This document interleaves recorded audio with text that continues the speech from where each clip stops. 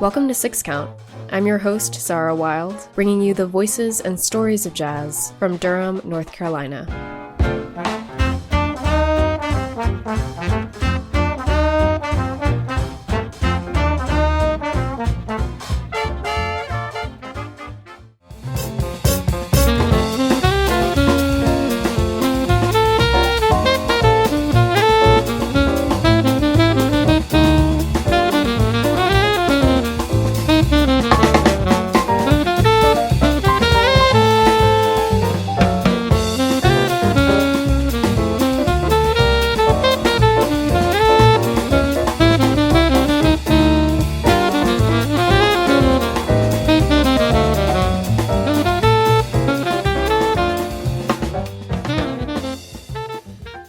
Imraan, thank you so much for joining Six Count. Thanks for having me.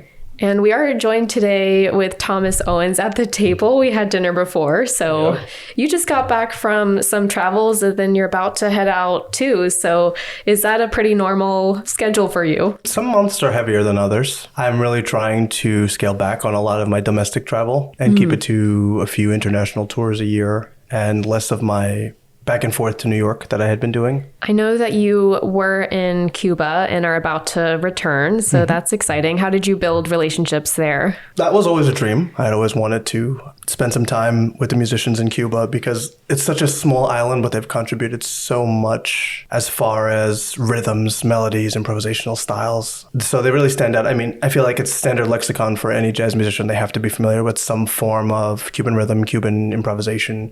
So that should be telling in and of itself. For me, that started, I'd say, when I discovered Paquito de Rivera, the saxophonist from Cuba, who is just as ridiculous playing straight ahead jazz as he is playing Cuban music. So I had a period of time where I was kind of obsessed with him. I went to one of his album releases. I got a signed album from him. I don't recall if we chatted that day, but I was fully into what he was doing. And so that kind of led me to say, one day I need to go to Havana. On top of that, I spent a lot of time studying salsa. I was getting ready to build a salsa band in New York City, where I'm from, before I moved to Raleigh.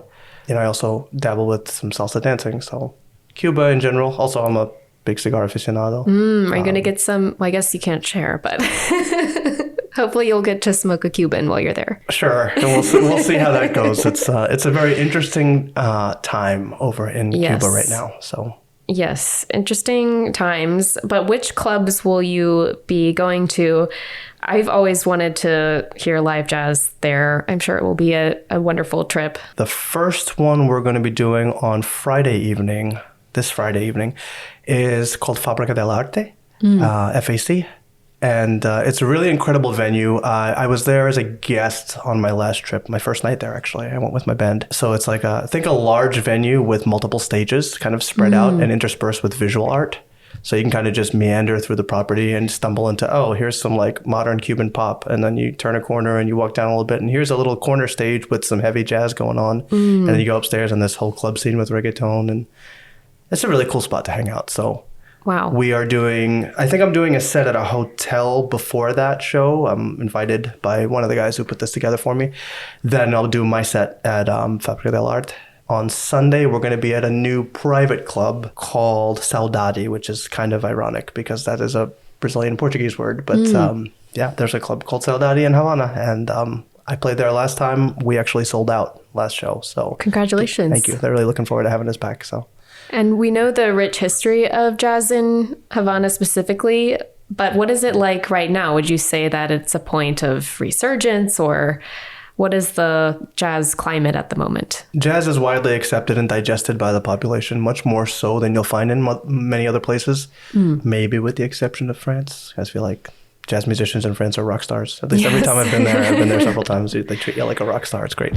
But the younger people even have some familiarity, maybe not by names or artists or songs, but, melodies kind of stick in their heads. And, I've had some conversations with people who I wouldn't expect to have conversations with about music. And as far as the Cuban music goes, it's a given. It's tradition, and they're all very rooted in their tradition of music. They're well aware, I'd say the vast majority, well aware of the significant contributions that Cuba as a nation has made to the world music scene. And they're fiercely proud of that. Yeah. A lot of national pride about that. So.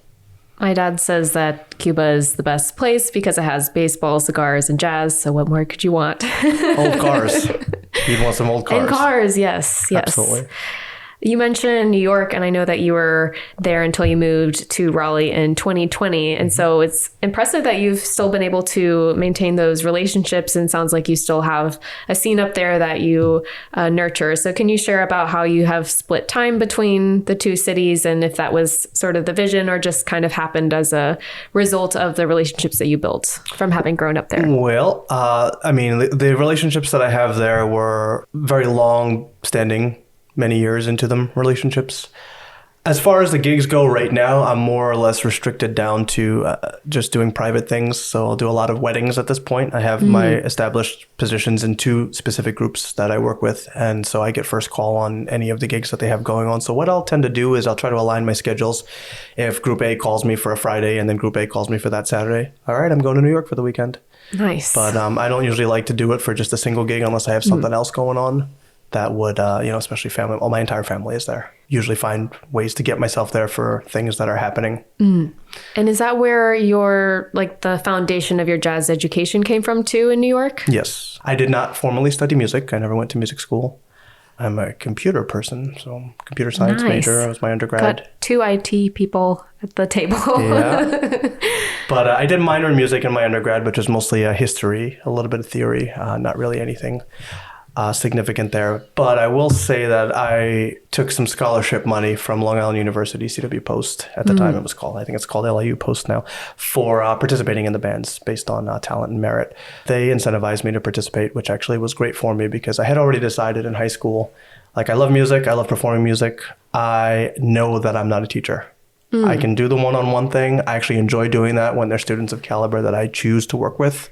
But I'm not really interested in collecting the check because mom and dad wants you to learn how to play the saxophone and you're not that interested. So once I drew that line in the sand for myself, it became a lot clearer. I don't need a degree to do what I'd like to do.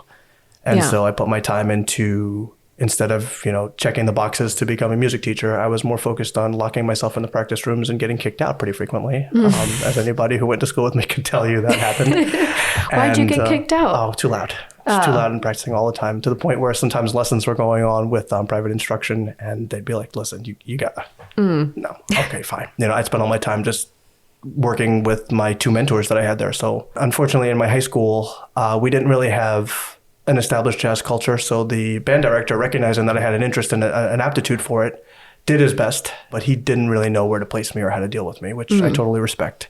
Granted, this only happened in my senior year, so it was okay. He didn't have much time with me. I got into university and I started immediately studying privately so I had extra credit every semester. So I was able to use those extra credits to take lessons. So I would do lessons with the first guy who I had for 3 years. His name is Andy Fusco. He's an outstanding alto player. I think he played with tenor. Buddy Rich. He did. And Mel Lewis, I read. There you go. So, anybody who was on the scene knew Andy and had a lot of respect for Andy. He is a different type of player. Did you find him through the school, or this was outside of that? So the school actually hired him as adjunct faculty to teach the private lessons. Yeah, I got all of my basics from Andy. Everything that you would get as a beginner to intermediate saxophonist, as a jazz improviser, like all of your techniques, all your basics, all the different ways to move, I got it from Andy. Some of that still comes out of my playing pretty often, which is fun. Yeah.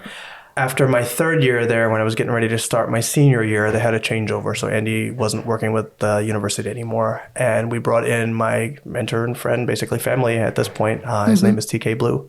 He has a rich history. He grew up in the same neighborhood that I did. In New York? In Long Island, New York. Yeah. Long Island. Okay. We went to the same high school. We graduated the same high school. Which neighborhood? So we would say Lakeview. It's part of the town of West Hempstead in New York.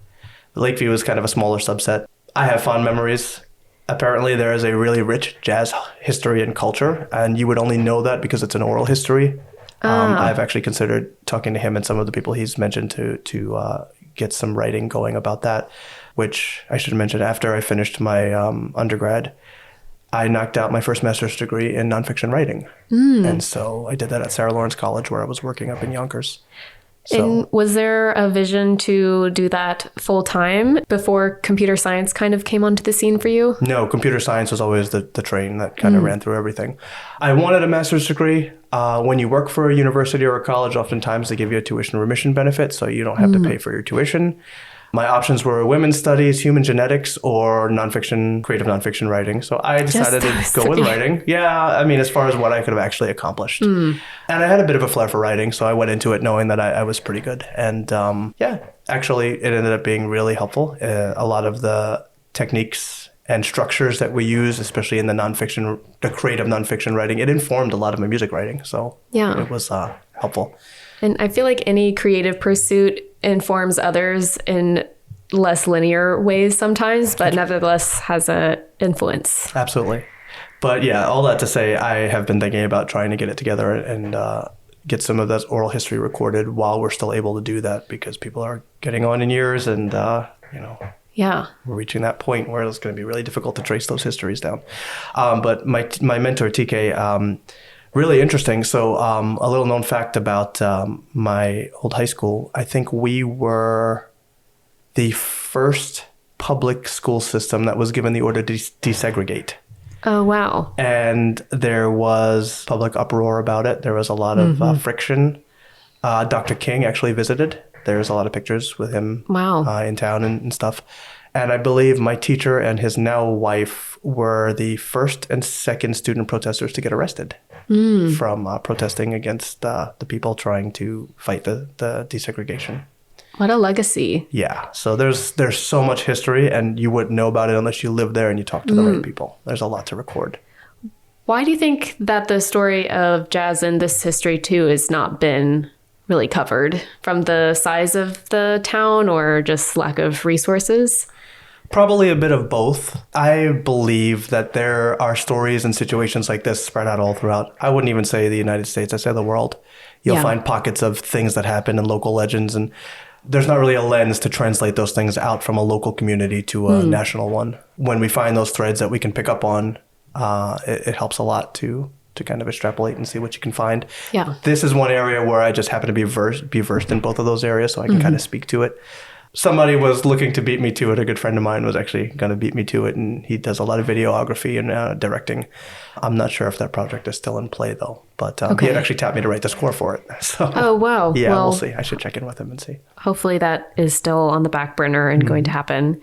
So fast forwarding to the 2010s, what was the jazz scene like up into the pandemic? So I know you came here at the onset or right after? I came here in August of 2020. I relocated from New York to Raleigh.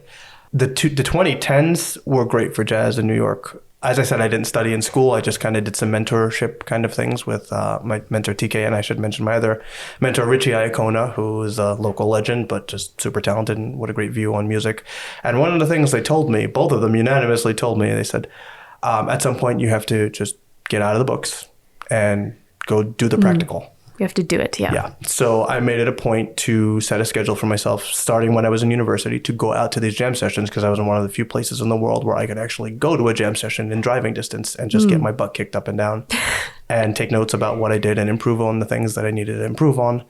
And of course, I remember those early days of jam sessions where everything just felt like you're kicking yourself, but there's a reason you're doing it. And then eventually I realized I wasn't kicking myself so hard. And a couple of years into it, I'm actually calling some of the shots now. This is pretty cool. So jam session culture in particular is really where I got my education from, pounding the pavement in New York City, hitting the different jam sessions and never knowing who you're going to rub elbows with, kind of overcoming that hurdle of being a little bit scared about what you bring to the table and getting left off the stage and that kind of thing. And you eventually find your place. It's really not a competition, but people can be pretty vibey. I'll say it that way. Yes. I mean, what a good education for jazz. I feel like that's where your legitimacy comes from, by playing with others. And of all the music styles, I feel like this one more than most favors that kind of environment. I agree with that for sure. So then pandemic happens. Was it a job that brought you to Raleigh? Yeah. So I had gone from working at a college IT in Long Island to going to college IT for Sarah Lawrence in Yonkers. And the pandemic hit, things got dicey. Especially New York as absolutely. the original spot. Yeah. We were a big focus. But I was, if you recall, New York, or maybe don't recall, New York had their different categories. I was marked as an essential worker. So I still needed to report to work and do all of the things as if everything was normal. Yeah. Technology and education were marked as essential. So we needed to support that. Anyway, I had already been looking to make some changes career-wise. And fortunately or unfortunately, the IT department was small and young. Nobody was looking to leave. Nobody was looking to make any changes anytime soon. So I would have stayed at the level I was at for a long time. So I decided to send some applications out. And my only prerequisite was I would be happy to relocate, but I need to be close to a major airport because I know how my travel schedule is. I like that framework. That was it. So Miami, Fort Lauderdale. Actually wanted to live in Hollywood, Florida. Austin, Texas, Stanford, Connecticut, Seattle. Those were all on the table. So different. But ultimately, Raleigh was most appealing. So did you have a context for it before? Had you visited? No, only Charlotte. Okay. I have an aunt and some cousins in Charlotte. I really liked Charlotte. Ultimately, I saw myself in Charlotte. Actually, in retrospect, I'm glad it went the other way. Why do you say that?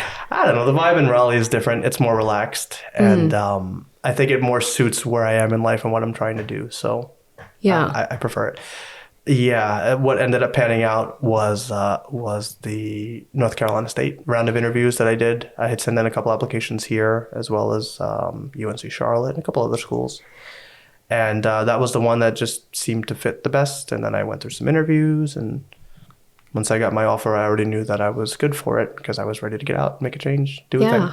Well, how lucky are we that you moved? And I was talking to Thomas before you came that you all met around pretty shortly after you moved here. So that's pretty cool. And I wanted to talk as well about your evolution into Brazilian jazz. Sure. And just how you went from the early lessons from your mentors and the jam sessions to moving into the space to where now you travel internationally for festivals pretty frequently, it sounds like. Well, my early education in Brazilian music was, I guess we'd say, what the same as most American jazz musicians would get. It's very bare bones.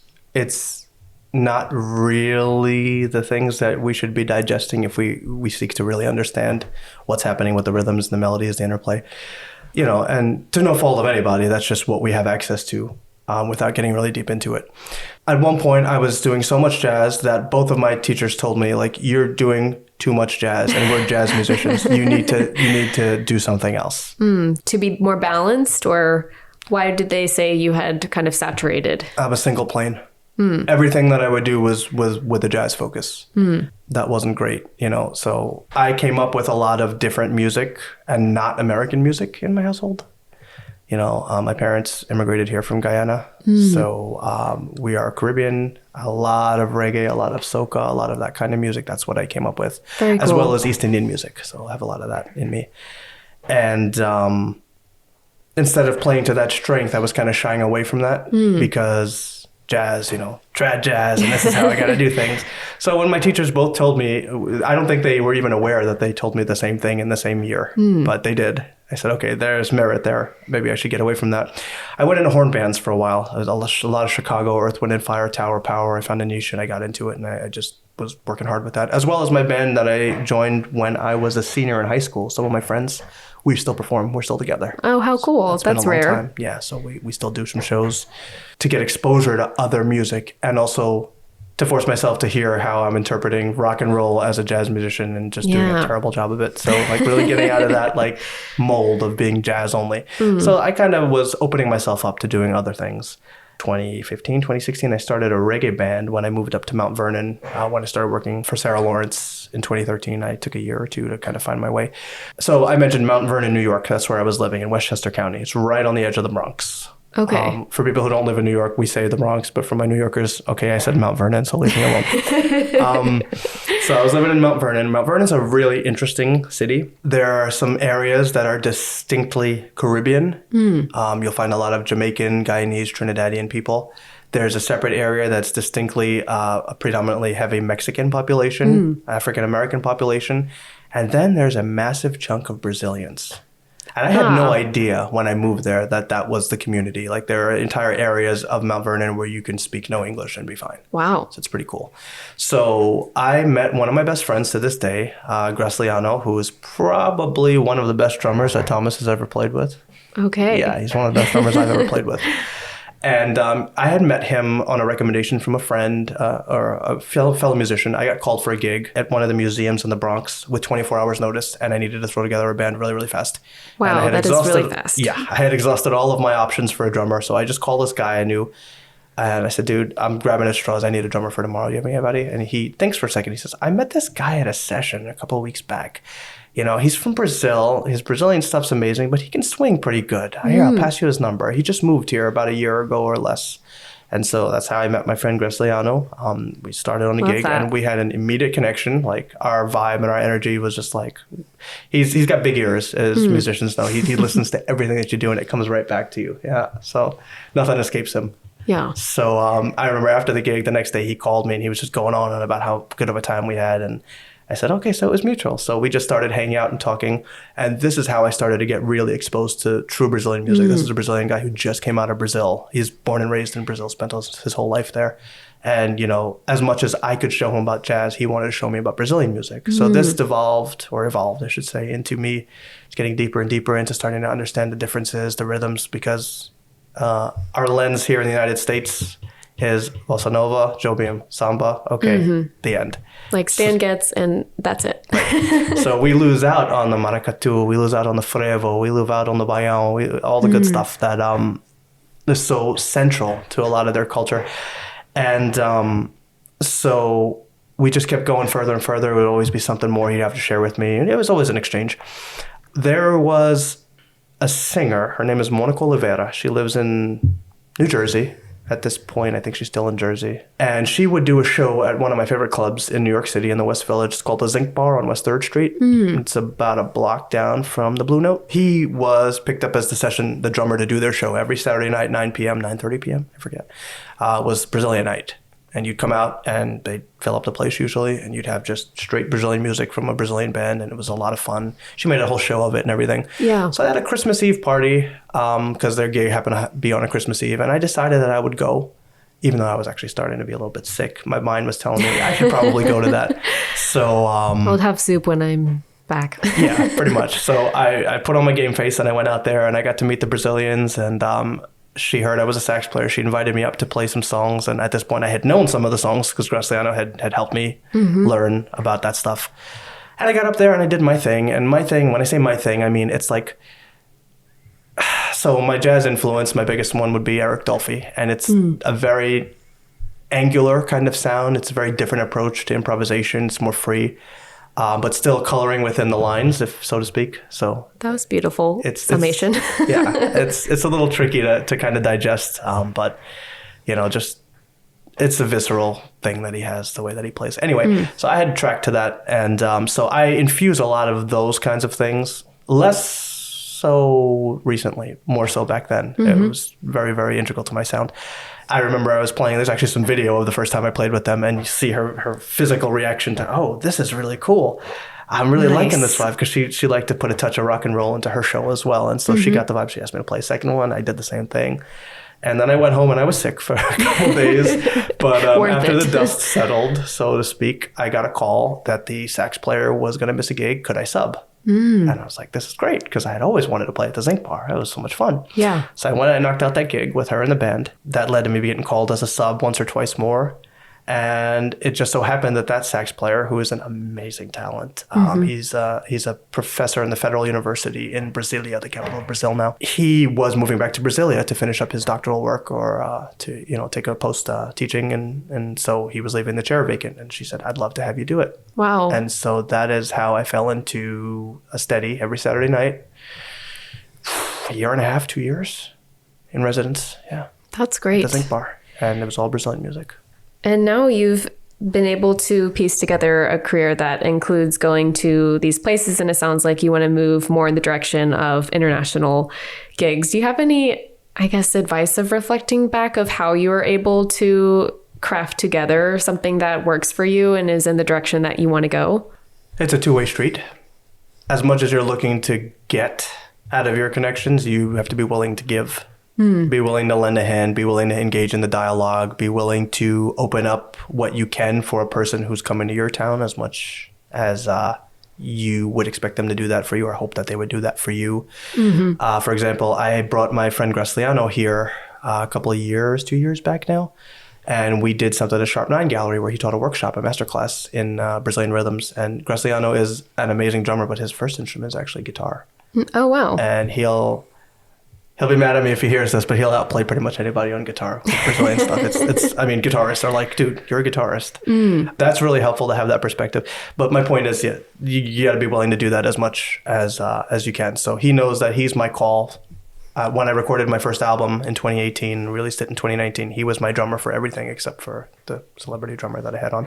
And wait, who is the celebrity drummer? His name is Portinho. He's an old Brazilian drummer from Porto Alegre who's been living in New York since late 70s, maybe mid 70s. Played and worked with pretty much everybody. There's a big list. Nice. And this is Começando. Yeah. Wasn't sure how to pronounce the C with the accent. I got a lot of flack for the way that I chose to do this album. And I think this speaks a lot to, and I've had this conversation with Thomas and some other people before, living the dream of living for your art or creating independently of your living. So I had made that decision consciously a long time ago that I didn't want to have to earn my living from my art. Therefore, I'm free to be creative and free with what I choose to express because I know I'm not counting on it to feed myself. So makes normally, good sense. Right. Normally, when you do an album, you've got a specific genre. You're looking to hit a certain target. You're looking for performance and metrics. There's a lot of angles, business angles to it. And I also say most musicians that I know are not great at business. Yeah. There's usually it's not a completely huge overlap. Different skill set. Right. And I'm weirdly positioned to kind of do both. So I do play both angles. But because of that, I said, well, my album is going to be something that's going to be unique and different because I don't have to tuck myself into a corner. I can kind of do what I want to do. So on my album, you'll find straight ahead jazz, waltz kind of stuff. You'll find bossa nova. You'll find samba. You'll find reggae. You'll find Cuban montuno salsa mixed in. Everything's all over the place. I chose for it to be that way because I kind of felt like it was a smorgasbord, a variety, a sampler. You know? Do you feel like that is also in the works for you in the next few years? Is recording a goal, or is it more so the performing? I want to record when I feel like I have something to say. I started feeling like I had something to say in 2012. Because of a lot of stuff going on in my life at the time. And I didn't actually hit the ground and make that a reality until 2018. I mean, a year of writing and polishing what I had started working on all back in 2012. And then finally getting everything together to get in studio in 2018 and releasing in 2019. The next timeline is going to be much faster. I'm already at the point where I've started to put some ideas together. So I would expect 18 to 24 months. Okay. To get everything the way I'd like it. Is it a clear sense of, okay, this is when I am ready to make an artistic statement, or is it something that kind of settles over a period of time, or when do you know that the timing is right? For me, it's when I feel like I have something to express. It's a little selfish in that way. You know, it can also be like I'm toying with the idea of working with this. I'm not going to get into crazy detail, but I'm noticing where I'm seeing or feeling called to do something in an area that I haven't seen represented in music before. So maybe there's some intersections that I can use my strengths to play to that other people may not be so equipped to do. That's usually what I look to do when I'm approaching it intellectually. Outside of that, you know, I have my own, like, I feel compelled to emote about something. That's how I would choose to do it. So, you know, I have a good stack of things I've been writing, like word writing about. Bringing in that background of the writing. So I'll take that and I'll say, well, what does this sound like? Or what colors are these pages? And then I'll move from there. What's Are you going to put any lyrics to any songs? I'm thinking about it. But the question is, in what language? There are 3 on the table right now. Need multiple translations of the album. Yeah, it's a lot. What's your assessment of the Triangle's Brazilian jazz scene, or is it at this table right now, basically? I won't pretend to know everybody and everything. I have done my best to reach out in circles. I have scraped a bare handful of people. When you say Brazilian jazz, there's almost nobody. Brazilian music, what you'll find more popular is forró. You'll find pagode, samba. You got plenty of people who can do those things. They're more simple music styles. There's not really much in the way of improvisation. There's specific patterns that they kind of follow. Brazilian jazz and samba jazz, that's a different animal. So one of the things that Graciano did for me in New York, we have a piano player from Brazil who has been living in New York for a really long time now. And he is pretty famous. He is, I'd say, celebrity status. Anybody who studies samba jazz will know who he is. His name is Dom Salvador. And we met, we talked, we had a good time. I've been to his house. He's a buddy of mine now. I go by his house all the time. And he heard me play. He heard some of my album. And he immediately thought my sound was interesting. And I was flattered by that. But then I was further flattered when he called me a couple of weeks later and he said, hey, so I have a friend. He's a percussion teacher at a university in California, and we've known each other since the 80s. And we've always had this idea to record an avant-garde jazz album together. And I told him, let's wait. The timing's not right. The personnel's not right. And he said, I heard your sound, and that's the sound I want. So I called him the other day and I said, I found the saxophone player. The sound's right. And he said, would you be willing to get in studio? Yeah, you don't have to ask me. Let's go. Come on. So last year we actually got in studio, and same studio I recorded my album at, actually. So it was really nice to see everybody again. And I'm not sure where we're at with releasing that or not, but there is an album recorded. I have it. It's really cool. Just in trio, drums, piano, and sax. Don Salvador actually earlier this year received a jazz fellowship award by I think it's a national institution. I have to read the details again. Long story short, he's received a hefty sum of money, and he's going to be applying that to expansion of the group that made him famous in the late 50s and early 60s. That's great. Which he has asked me to participate in. So I'm going to be working with him on that. In addition to, we're recording another album in trio next month. So we always need more funding in the arts, but it seems like especially now. So that's great. Absolutely. I'm glad to see it going to some of the people who really deserve it and made a mark. Yeah. Well, I'm glad that we could catch you when you're in town. Is there anything you want to share about upcoming performances in the Triangle that people could find you at? You'll probably catch me in downtown Raleigh in the Moon Room in the near future. I'm going to set that up. I need to get down there at some point. It still haven't. Yeah. You might catch me at Broadsides and Brews sometime this year, too. I have signed on with a band that is a guilty pleasure, but also I was made fun of a lot by my friends and when I was younger. But one of my absolute all-time favorite musicians is Rick James. Okay, and it's a tribute band. It is a tribute band, and it is a great tribute band. Like, there are some tribute bands that are kind of like, we're just working with nostalgia here. Yeah, no, these guys really embody the spirit, and they take the music forward. And I enjoyed very much the rehearsal. And then we had our first, my first performance with them was at Blue Note Grill in Durham. I love Blue Note Grill. It was a cool spot. Yeah, it was my first time there. But we did a day party on a Sunday, and it was packed. They have a very strong following. I go to their Tuesday Blues Jam most weeks to dance because it's just a great time every week. Very cool. But that band will be performing at the end of May in Greensboro. I think the place is called Chicago, if I recall correctly. But that is a great show to come out and see. Yeah. The band is called the Mary Jane Tribute Band, and we have a lot of fun. So... That's great. I get to live out some fantasies of all that sax stuff I got to hear in the Rick James bands, and love that. I hope it's okay to quote you, Thomas, when you said that the more you know about Imraan, the less you know. Which kind of feels true because... Is that what you said about it? Because it feels like, oh, you also do this, and these different aspects of who you are don't always mesh into coherency, but perhaps they do if we knew you even better. But I like how you have diverse interests and are chasing different things concurrently. Yeah, I have New York syndrome. I don't know how to sit still. That's a good hustle, I think. I mean, it's paid off in all of the different opportunities you've gotten. So For sure. That's great. Is there anything else you'd like to share with Six Count listeners?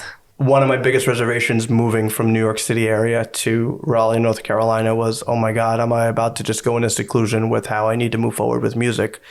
And obviously I moved here in August of 2020. Everything was closed. There were no jam sessions. There was nothing going on. So in the next couple of months after I was here, I started hearing about different sessions and things that were opening up. And I started dipping my toes in the water. And I was pleasantly surprised to find that the scene not only exists, it's thriving. We have a lot of really serious players here. We had a lot of people who are making significant strides, doing really interesting things in the music, and the community should really support that because there are not many communities that exist like what we have here. And I feel like it doesn't have the same rat's race feeling that I have heard are in other big cities sometimes, which you would have better perspective as a musician. But I feel like there are so many good, kind, collaborative people here. Absolutely, yeah. Everyone's warm, and it's maybe the southern touch. So you get a little of that. Well, safe travels, and thank you so much for joining the show. Thanks for having me.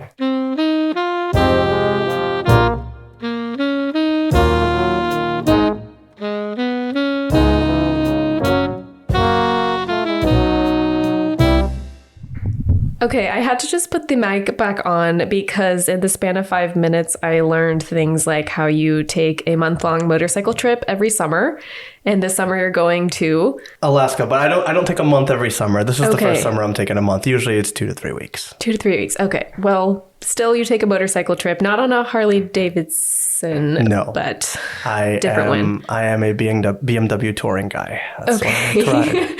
And I also learned you have another business in computer science in New York still. Yeah, tech consulting. Very cool. And when did you launch that? 2008. 2008. And you're still growing and still is part of your... Well, kind of like when I choose who I will include in my private studio of students, I will take on what is interesting to me. I don't need to take on every little thing. So if it's something that presents a particular challenge, I'll be interested. I also learned you work on your own vehicles and are good at like contractor work and house projects. I've done my share of them, yes. Anything else you'd want to share in the random facts you don't know about Imraan category? Random facts you don't know about me. Jeez, I didn't know you were going to ask me that. Well, we stopped recording and then it's like I feel like now I'm interviewing another person because you're doing these things. I like playing tennis, as Thomas knows. Yes. I did 4 years varsity in high school, and I won't say I'm amazing at it, but I don't suck at it. Nice. So I do enjoy that as my recreational. Yeah, we've gotten out there a little bit. Yeah. It's fun.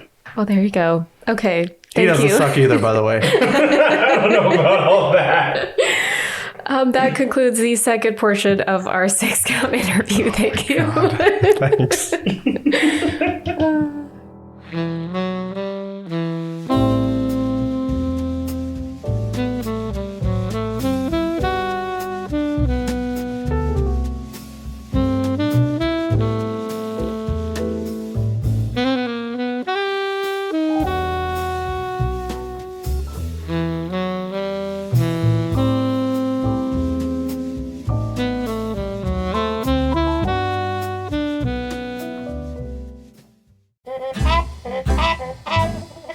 Thank you for listening to 6 Count. I'm Zara Wild. You can let us know what you thought of the episode or recommend a guest by emailing us at 6countpodcast@gmail.com or by finding us on Twitter or Instagram at 6countpodcast. If you'd like to support our work in telling the story of jazz in Durham, you can make a gift to the show by following the link in our episode description. Thanks for listening.